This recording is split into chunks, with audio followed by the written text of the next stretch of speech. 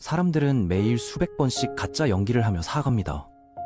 관심도 없는 이야기에 흥미진진하다며 고개를 끄덕이고, 정말 좋아하는 일에는 별로 관심 없는 척 신용만 내죠.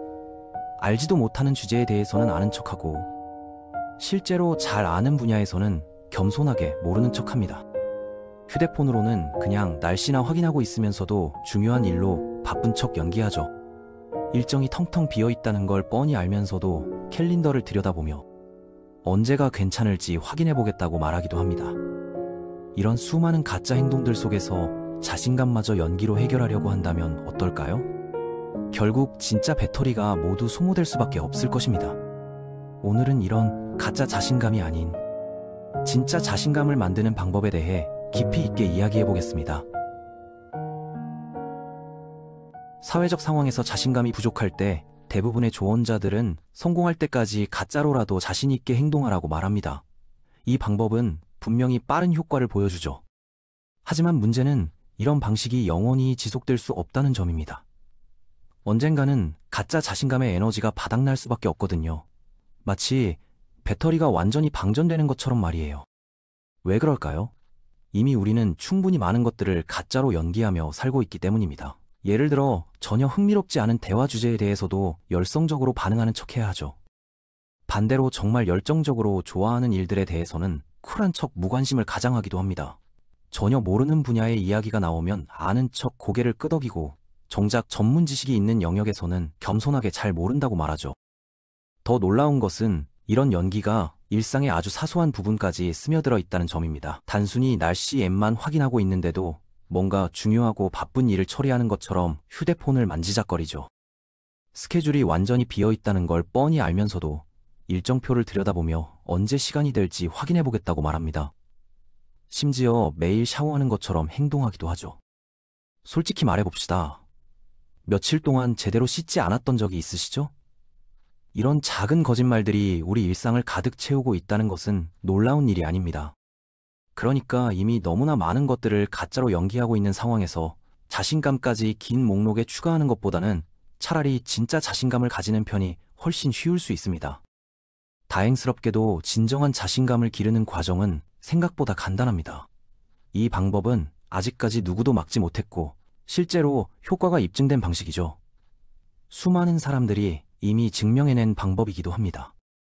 가장 먼저 해야 할 일은 자신감의 척도에서 본인이 현재 어느 위치에 있는지 정확하게 파악하는 것입니다. 지금 즉석에서 만든 척도라고 생각해 보시면 쉬울 거예요. 한쪽 끝에는 극도의 두려움과 자기의심, 불안감이 있고 반대편 끝에는 과도한 자만심과 오만함, 특권의식 같은 것들이 자리 잡고 있습니다. 이 양 극단 사이 어디쯤에 여러분이 위치해 있을까요? 어느 쪽 극단에도 서고 싶지는 않으실 겁니다. 자신감이 많다고 해서 항상 좋은 것만은 아니거든요. 마찬가지로 자기의심이 항상 나쁘기만 한 것도 아닙니다.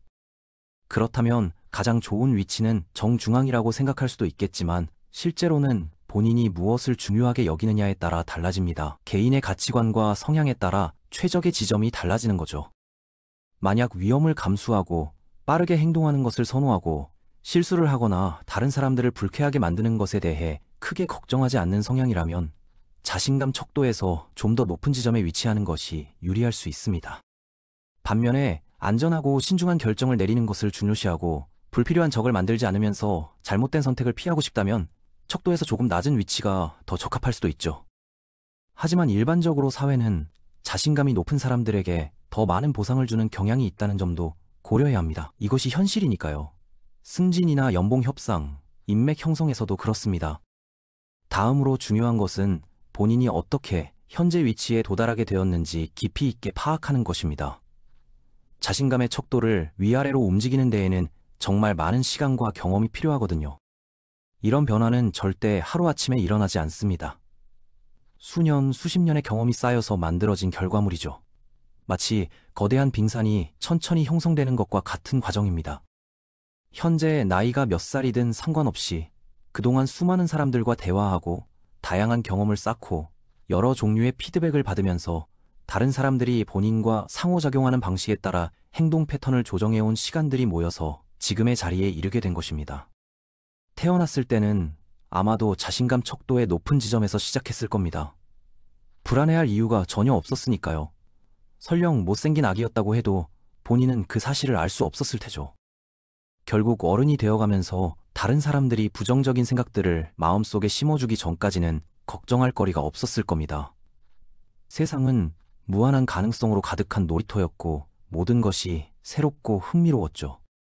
그러다가 누군가가 본인을 피하거나 이상한 시선을 보내거나 놀리거나 무언가를 서투르게 한다고 지적하는 일들이 생겼을 수 있습니다. 이런 경험들이 처음으로 자신에 대한 의문을 갖게 만들었을 거예요. 아니면 자신에 대해 나쁘게 생각하게 만드는 영상이나 상황을 보면서 그 안에서 당황스러운 순간들을 경험했을 수도 있죠. 이런 모든 경험들이 천천히 쌓이면서 자신감 수준을 점점 낮춰놓게 됩니다. 결국 더 이상 본인이 특정한 일들을 해낼 수 있다고 믿지 않게 되죠. 나는 운동을 잘할 수 없어. 나는 매력적이지 않아. 나는 재미있는 사람이 될 수 없어. 같은 생각들이 마음속에 자리 잡게 됩니다. 나는 똑똑하지 않아. 사람들이 나를 좋아하게 만들 수 없어. 나는 턱걸이를 할 수 없어. 나는 프로그래밍을 못해. 나는 새로운 친구를 사귈 수 없어 라는 믿음들도 생겨나죠. 나는 패스트푸드 유혹을 이겨낼 수 없어. 나는 일찍 일어날 수 없어. 나는 아무것도 제대로 할 수 없어. 나는 리더가 될 수 없어와 같은 부정적인 생각들이 마음을 지배하게 됩니다. 이런 생각들을 계속 반복할수록 이것들은 점점 더 진실처럼 느껴지게 됩니다. 그리고 이런 생각들을 계속해야 할 이유들이 더욱 많아지죠. 마치 자기 실현적 예언처럼 작동하게 되는 거예요. 만약 아무도 본인을 좋아하지 않는다고 생각한다면 사람들과 대화를 시도하려고 하지도 않을 겁니다. 사람들과 이야기하지 않으면 당연히 아무도 본인에게 말을 걸지 않게 되고 이는 아무도 본인을 좋아하지 않는다는 믿음을 더욱 강화시키게 됩니다. 이런 악순환의 고리는 점점 더 강해지고 빠져나오기가 어려워집니다. 마치 늪에 빠진 것처럼 발버둥칠수록 더 깊이 빠져드는 느낌이 들 수 있어요. 이런 상황에서 사용할 수 있는 방법이 두 가지 있습니다. 첫 번째는 재프로그래밍 방식입니다. 수학이나 기술 분야를 좋아하는 분들이라면 이 개념이 매우 이해하기 쉬울 겁니다. 이는 실제로 맥스웰 말치가 그의 저서 사이버네틱스에서 제시한 방법이기도 하죠. 이 책은 현대 자기계발서의 원조격이라고 할 수 있는 작품입니다. 기본적으로 어린 시절에 부정적인 자아 이미지가 심어졌다면 마음이 기계처럼 작동해서 그 상태를 계속 유지하려고 한다는 이론입니다. 마치 컴퓨터가 특정 프로그램에 따라 작동하는 것처럼 말이에요. 무언가를 할 수 없다고 생각하기 때문에 실제로 시도하지 않게 되고 시도하지 않으니까 할 수 없다는 증거가 쌓이게 되면서 이것이 다시 할 수 없다는 믿음을 더욱 강하게 만드는 악순환이 계속되는 거죠. 해결책은 말 그대로 이런 순환고리 속으로 직접 들어가는 것입니다. 이런 부정적인 생각들을 계속해서 거부하고 결국 그 일을 해낼 수 있다고 믿게 될 때까지 성공하는 모습을 마음속으로 생생하게 상상하는 것이죠. 만약 이 책을 이전에 들어본 적이 없다면 그것은 이 책이 65년 전에 출간되었고 읽기에 다소 지루하기 때문일 수 있습니다. 시대적 배경이 다르다 보니 현대 독자들에게는 약간 낡은 느낌을 줄 수도 있어요. 리뷰어들은 내용이 반복적이고 체계성이 떨어지며 너무 길고 집중력이 부족하다고 평가하기도 하죠. 하지만 그럼에도 불구하고 이 조언은 실제로 효과가 있습니다. 수많은 사람들이 이미 검증했어요. 재프로그래밍 방법으로 돌아가 보겠습니다. 어떤 일을 성공적으로 해내는 모습을 마음속에 생생하게 그려보고 그런 상상을 자주 반복한다면 결국 그 일을 실제로 해낼 수 있다고 믿게 될 것입니다. 뇌가 이전에 그 일을 성공적으로 해낸 경험이 있다고 착각하게 되기 때문이죠. 상상과 실제 경험을 구분하지 못하는 뇌의 특성을 활용하는 것입니다. 이는 과학적으로도 입증된 현상이에요. 일단 무언가를 할 수 있다고 믿게 되면 실제로 시도하기 시작하게 되고 결국 어느 정도의 진전을 보게 될 것입니다. 이는 그 일을 해낼 수 있다는 믿음을 뒷받침하는 더 강력한 증거가 되죠. 이에 대한 일반적인 반박은 아무리 긍정적으로 생각해도 큰 코나 못생긴 외모 같은 물리적 조건은 바꿀 수 없다는 것입니다. 이런 비판은 어느 정도 타당해 보일 수 있어요. 하지만 실제로는 같은 원리가 적용됩니다. 만약 큰 코나 다른 외모적 단점이 있다면 핵심적인 믿음이자 실제로 자신감을 떨어뜨리는 것은 나는 매력적일 수 없다는 생각입니다. 그리고 그 이론을 뒷받침하는 증거로 큰 코를 활용하고 있는 거죠. 하지만 이런 논리에는 심각한 허점이 있습니다. 외모와 매력 사이의 관계가 생각보다 복잡하기 때문이에요. 사실 이 책을 쓴 저자는 실제로 성형외과 의사였습니다. 그는 자신의 경험을 통해 흥미로운 사실을 관찰했죠. 수많은 환자들을 직접 만나면서 외모와 자신감 사이의 복잡한 관계를 발견한 것입니다. 같은 크기의 큰 코를 가진 두 사람이 있을 때 한 사람은 그것을 전혀 의식하지 않고 매우 성공적인 삶을 살 수 있는 반면 다른 사람은 코 크기에 집착하면서 그것을 핑계로 삼아 인생에서 뒤로 물러날 수도 있다는 것을 발견했습니다. 정말로 눈에 띌 정도로 큰 코를 말하는 거예요. 하지만 문제는 코가 크다는 사실 자체가 아니라 그것을 매력적이지 않다는 생각을 뒷받침하는 증거로 사용하고 있다는 점입니다. 이런 순환 구조를 자세히 들여다보면 사실 그것이 좋은 증거가 아니라는 것을 깨닫게 될 겁니다. 논리적으로 따져보면 외모의 한 부분이 전체적인 매력을 결정한다는 것은 말이 안 되거든요. 코가 크다고 해서 매력적이지 않다는 것은 아니거든요. 수천 명, 수만 명, 어쩌면 수백만 명의 사람들이 정확히 이런 상황을 극복했습니다. 역사적으로도 이를 증명하는 사례들이 무수히 많아요. 그들도 큰 코를 가지고 태어났고 어쩌면 본인의 코보다도 더 클 수 있죠. 하지만 그들은 상황을 극복하고 그런 생각이 틀렸다는 것을 증명해냈습니다. 외모보다는 자신감과 매력이 훨씬 중요하다는 걸 보여준 거예요. 그러니까 이제 뇌의 프로그래밍 시스템에 들어가서 그런 잘못된 추론을 삭제할 수 있는 거예요. 초등학교 2학년 때 어떤 아이가 본인을 못생겼다고 했던 기억이 있다면 그런 것들은 지워버려도 됩니다. 그때 그 아이도 7살이었고 본인도 7살이었으니까요. 7살 아이의 미적 판단력을 성인이 된 지금까지 기준으로 삼고 있다는 것은 말이 안 되죠. 그 아이는 지금 어떻게 살고 있을까요? 그 판단이 정말 정확했을까요? 결국 충분한 재프로그래밍 과정을 거치고 나면 자연스럽게 자신을 믿기 시작하게 되는데 그것이 바로 진정한 자신감입니다. 가짜로 연기하는 것이 아니라 진짜로 믿게 되는 거죠. 이 방법이 조금 의심스럽게 느껴진다면 제가 발견한 또 다른 효과적인 방법이 있습니다. 사실 이는 닥터 K의 영상에서 가져온 것인데 불가능한 일을 하라는 제목의 내용이었죠. 하지만 실제로는 같은 원리가 적용됩니다. 만약 큰 코나 다른 외모적 단점이 있다면 핵심적인 믿음이자 실제로 자신감을 떨어뜨리는 것은 나는 매력적일 수 없다는 생각입니다. 기본적으로는 충분히 할 수 있는 일들이지만 막상 현실에서는 자신이 없어서 미루게 되는 작은 일들의 목록을 만드는 것입니다. 이런 일들은 물리적으로 불가능한 것들이 아니라 심리적으로 어려운 것들이에요. 예를 들어 마음만 먹으면 오전 4시 30분에 일어날 수 있다는 걸 알면서도 매번 실패했던 기억 때문에 스스로는 불가능하다고 느끼는 경우가 있습니다. 너무 이르고 너무 피곤할 것 같고 결국 다시 잠들 것 같다는 불안이 먼저 떠오르는 거죠. 막상 시도하려고 하면 겁이 나고 기분이 내키지 않아서 포기하게 되기도 합니다. 지금까지 최대로 뛴 게 6km라는 이유만으로 스스로 한계를 만들어버리는 거죠. 하루에 5명쯤 새로운 사람을 만날 수 있다는 걸 알면서도 정작 시도는 잘 하지 않습니다. 밖에 나가면 결국 아무와도 말 못하고 그냥 돌아올 것 같다는 생각 때문에 마음이 먼저 움츠러들기 때문이죠.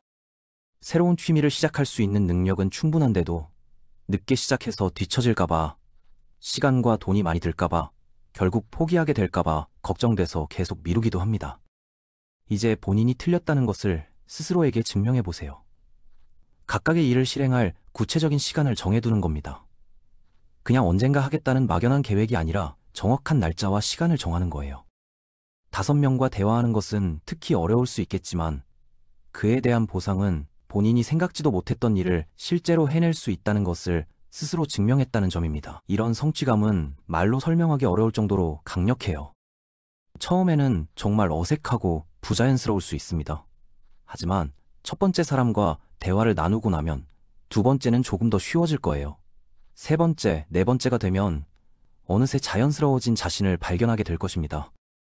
결국 다음번에 불가능해 보이는 일을 해야 할 때, 특히 사회적 상황에서 그런 일이 생겼을 때 되돌아보면서 본인이 이전에 불가능하다고 생각했던 많은 일들을 실제로 해냈다는 사실을 깨닫게 될 것입니다.